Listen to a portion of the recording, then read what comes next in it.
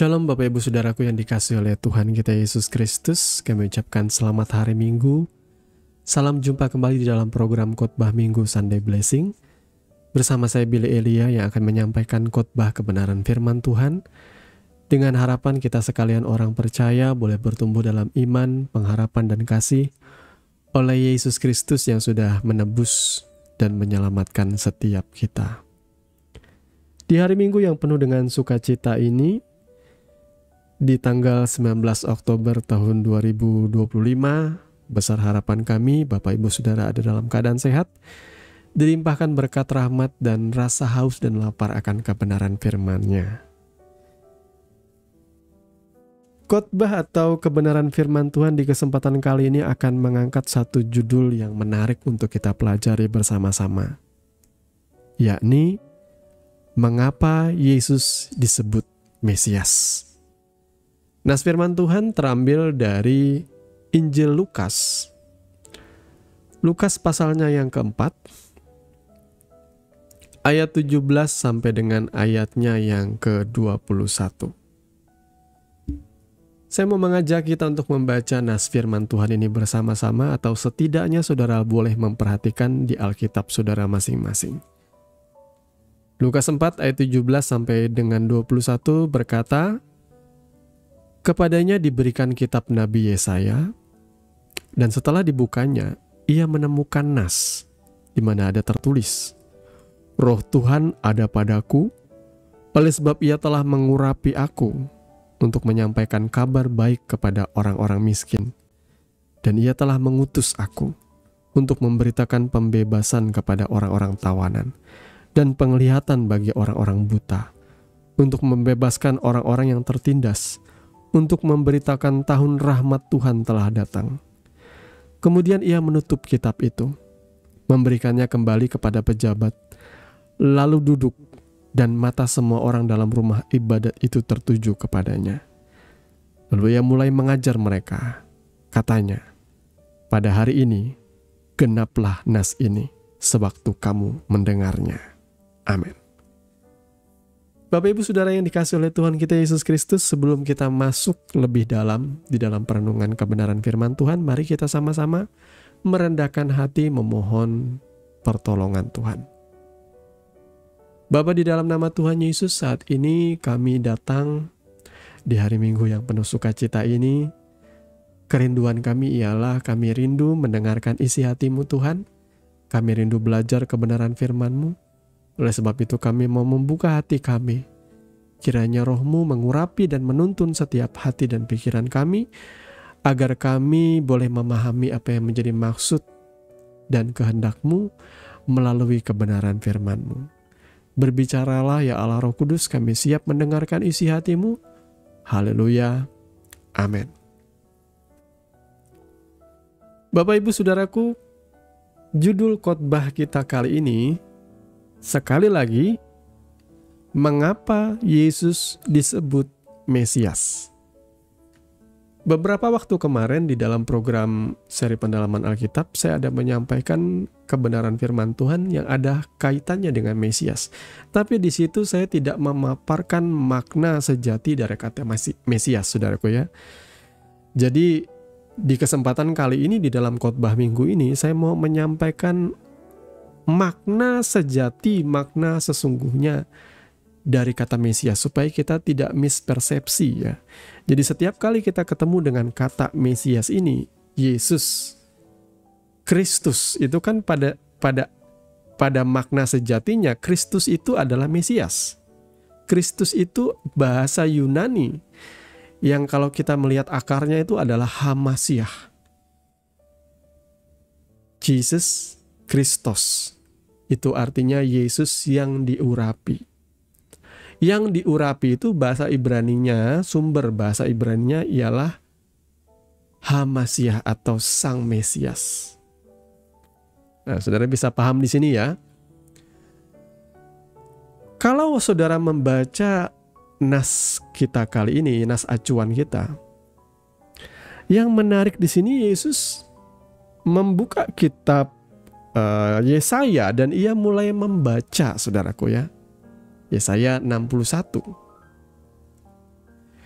Dan di akhir daripada pembacaannya, dia duduk, kemudian dia berkata, pada hari ini genaplah nas ini sewaktu kamu mendengarnya. Jadi Yesus menggenapi apa yang dikatakan oleh nabi-nabi perjanjian lama mengenai kedatangan Sang Mesias.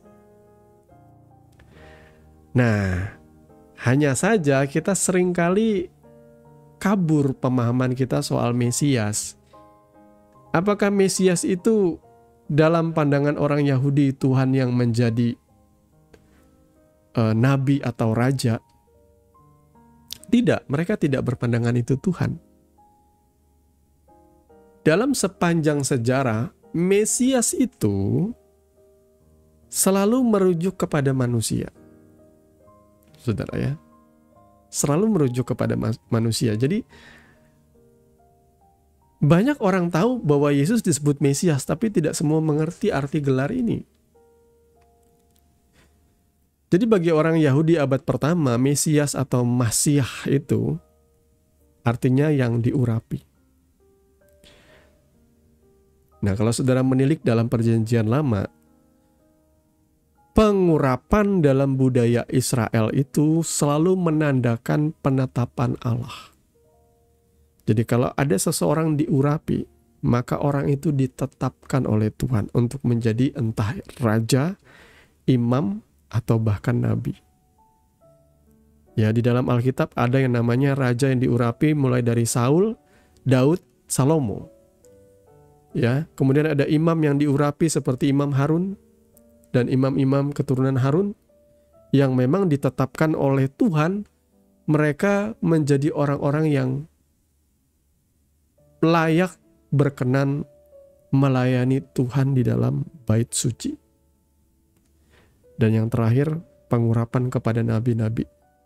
Salah satunya ialah kepada Elisa yang diurapi untuk melanjutkan pelayanannya Elia. Jadi pada intinya Mesias itu merujuk kepada orang yang ditetapkan, orang yang diurapi untuk satu tugas. Nah, kesalahpahaman orang-orang Yahudi di masa itu, di era Yesus di abad pertama, mereka selalu mengharapkan Mesias ini seperti yang mereka idam-idamkan, yang mereka inginkan. Jadi sebenarnya orang Yahudi itu tahu, saudaraku ya, nubuat mengenai Mesias yang akan datang itu mereka tahu. Tetapi yang dalam pikiran mereka, Mesias yang akan datang ini ialah seorang raja politik, seperti Raja Daud. Karena situasi kondisi pada waktu itu bangsa Israel sedang dijajah oleh kekaisaran Romawi. Jadi mereka berharap bahwa Mesias yang akan datang itu ialah seseorang yang seperti Raja Daud, karena memang nubuat dikatakan di situ tunas Daud.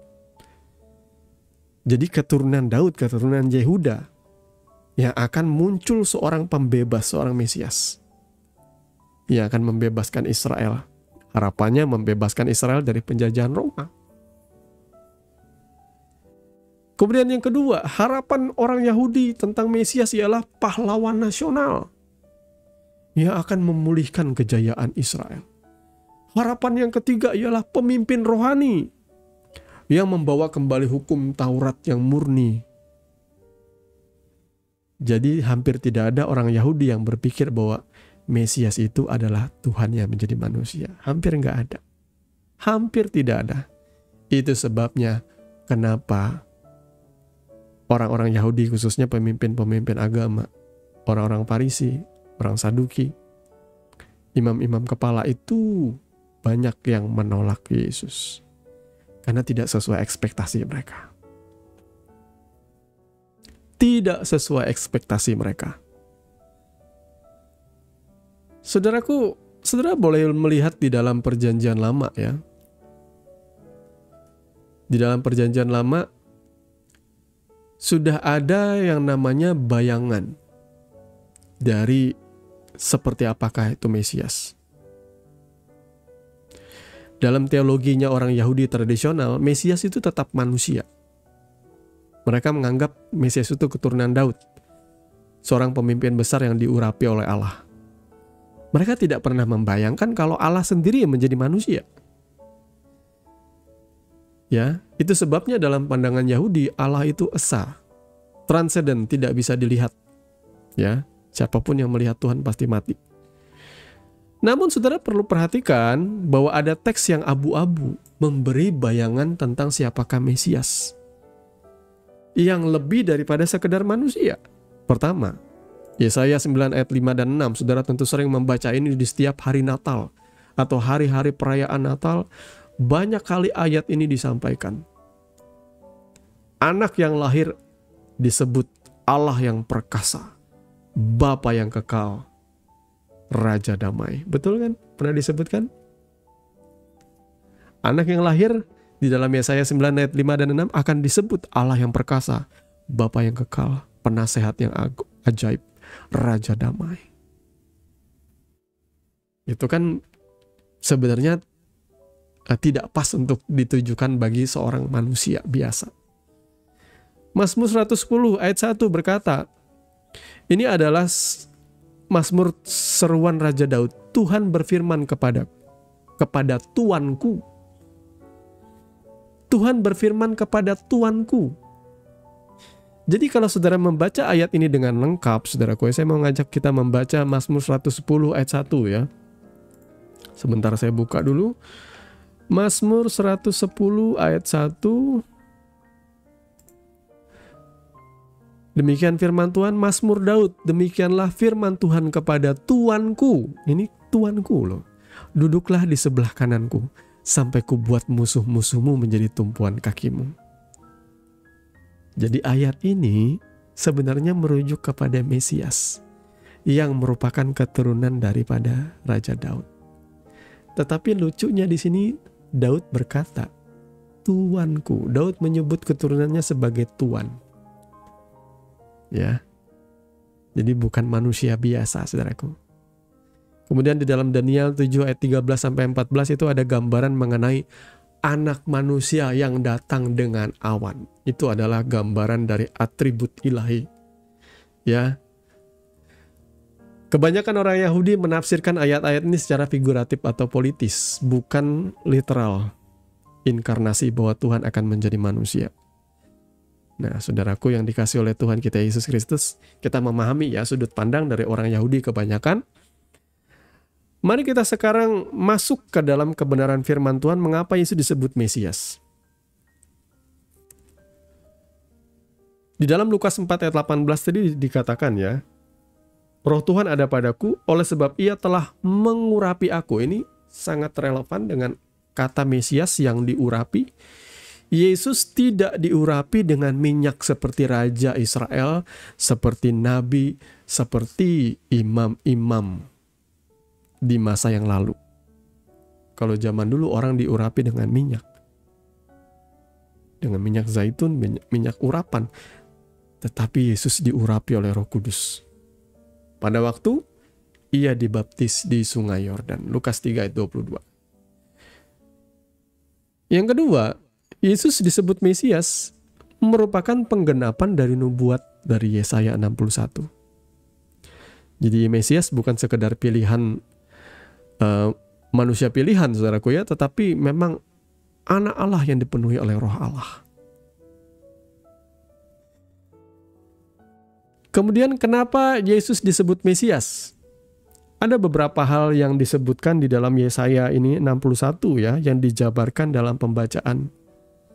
Di dalam Lukas 4 ayat 18 sampai dengan ayat 19, di situ jelas sekali itu mewakili apa yang Yesus kerjakan, pelayanan Yesus dari kota ke kota, dari desa ke desa. Pertama, dikatakan di sini menyampaikan kabar baik kepada orang-orang miskin. Kabar baik itu di dalam bahasa kita sekarang kabar sukacita, kalau diartikan itu berita Injil. Injil itu artinya kabar baik, kabar sukacita. Jadi Yesus membawa kabar baik kepada orang miskin. Siapa orang miskin? Jangan selalu diartikan miskin materi, saudaraku ya. Jangan selalu mengartikan miskin itu berarti gelandangan, pengemis, homeless, orang-orang yang nggak punya rumah seperti itu, orang-orang hidupnya di bawah jembatan, orang-orang di bawah garis kemiskinan. Bukan, maksud daripada orang miskin di sini adalah orang-orang yang miskin secara rohani. Matius 5 ayat 3. Saya dan saudara ini miskin secara rohani. Kita ini terpisah dari Tuhan. Kita menderita, kita merana. Bangsa Israel di tanah Mesir, mereka itu miskin yang sejati. Mereka jadi budak di sana. Mereka jadi hamba orang-orang Mesir. Itu gambaran daripada kehidupan kita di dunia ini yang menjadi hamba dosa. Kita ini miskin. Tetapi Yesus membawa kabar sukacita. Kabar sukacita bagi orang miskin itu apa?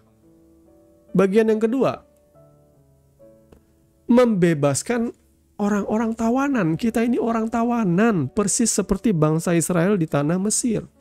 Kita ini dipaksa hidup dalam dosa, prioritas kita dosa, menikmati dosa, menderita karena dosa. Jadi pembebasan tawanan di sini bukan bicara soal pembebasan tawanan secara politik dari Kekaisaran Romawi. Tapi masalah terbesar kita umat manusia ini adalah kita ini hamba dosa. Bahkan hamba kuasa kegelapan. Makanya di dalam Alkitab, saudara bisa melihat Yesus membebaskan orang-orang yang diikat oleh roh-roh jahat. Orang-orang yang diikat oleh perhambaan dosa. Dosamu sudah diampuni, kata Yesus. Atau engkau setan keluarlah, dan setan takluk. Menggenapi, ini adalah bagian dari pekerjaan Mesias yang sejati. Bagian yang ketiga, penglihatan bagi orang-orang buta. Oh, saudara bisa lihat ya, secara fisik Yesus menggenapi ini. Ada beberapa orang buta, kalau tidak salah ada 3 kali disebutkan tentang orang buta di dalam Injil. Di dalam beberapa Injil, khususnya Matius, Markus, Lukas, dan Yohanes. Disebutkan tentang Yesus menyembuhkan orang buta dengan beberapa macam cara. Dan ini memang berbeda orangnya, saudaraku. Jadi bukan orang yang sama. Yesus menyembuhkan orang buta. Itu literal, ada tertulis dalam Alkitab. Namun secara rohani, ada makna rohaninya. Saya dan saudara itu juga buta rohani. Yesus berkata, mereka itu seperti orang buta yang menuntun orang buta. Kedua-duanya akan masuk dalam lubang. Sebelum Yesus datang ke dunia ini, semua orang berjalan menurut apa yang mereka pandang benar. Padahal keliru. Sampai terang itu datang. Terang akan menerangi setiap langkah kita. Seperti pujian yang berkata, firman-Mu pelita bagi kakiku, terang bagi jalanku. Kita dibutakan oleh kegelapan dunia ini. Makanya Yesus sang firman, sang terang ilahi itu datang. Injil Yohanes dengan jelas berkata bahwa Yesus itu adalah firman. Yesus itu adalah terang. Saudara dan saya yang sudah diselamatkan oleh terang, Yesus berkata apa? Kamu anak-anak terang, jadilah terang dunia.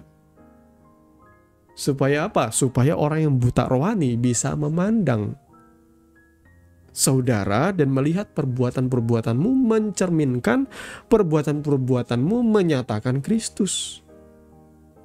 Orang boleh memuliakan Tuhan ketika engkau menjadi berkat.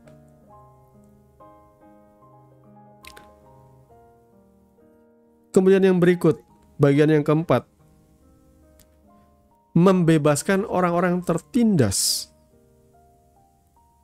Ya saudaraku, penindasan di dalam Alkitab, saudara bisa lihat betapa kejamnya bangsa Israel itu ditindas di tanah Mesir. Mereka dipaksa untuk membuat batu bata dengan bahan seadanya dan harus selesai dengan tenggat waktu sekian. Kalau nggak selesai, mereka dipaksa, mereka dicambuk. Dan saya yakin banyak beberapa orang diantaranya yang mati karena kehausan, kelaparan, mati karena kecapean yang luar biasa. Itu namanya penindasan. Ya, Yesus datang dan ia membebaskan orang-orang yang ditindas oleh iblis. Salah satunya ialah seorang yang dari Gerasa yang dikuasai oleh 2000 setan yang bernama Legion. menguasai tubuhnya.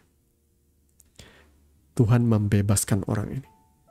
Itu adalah penggenapan yang secara rohani juga terjadi dalam hidup kita. Jangan kira hari ini kita semua terbebas oleh karena kita percaya Yesus. Banyak orang percaya Yesus cuma lip service, cuma di mulut, cuma di KTP agamanya Kristen.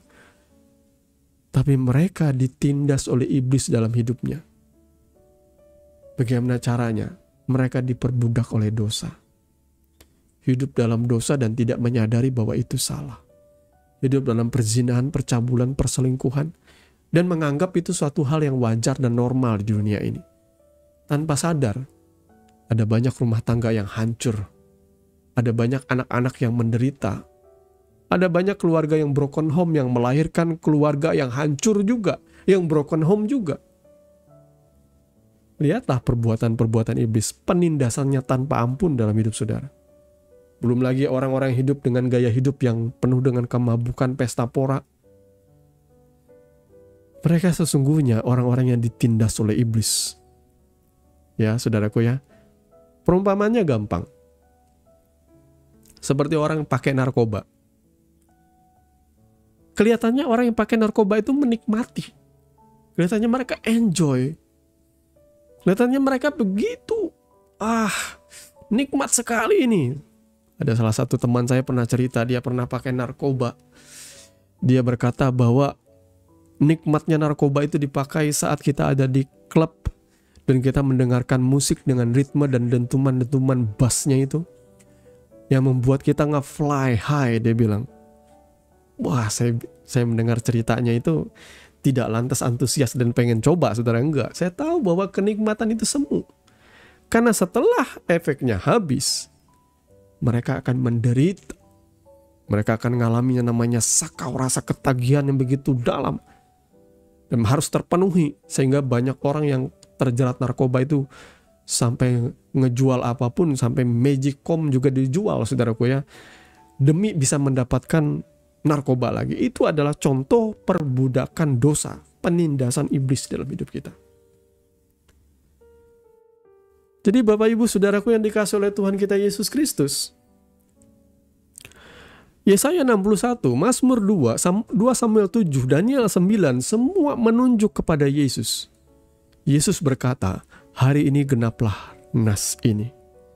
Karena sesungguhnya dialah penggenapan dari apa yang dikatakan itu. Yesus adalah penggenapan. Saudara paham ya? Apa yang diberitakan oleh hukum Taurat dan kitab para nabi, semuanya menunjuk kepada Yesus Sang Mesias yang menggenapi firman itu.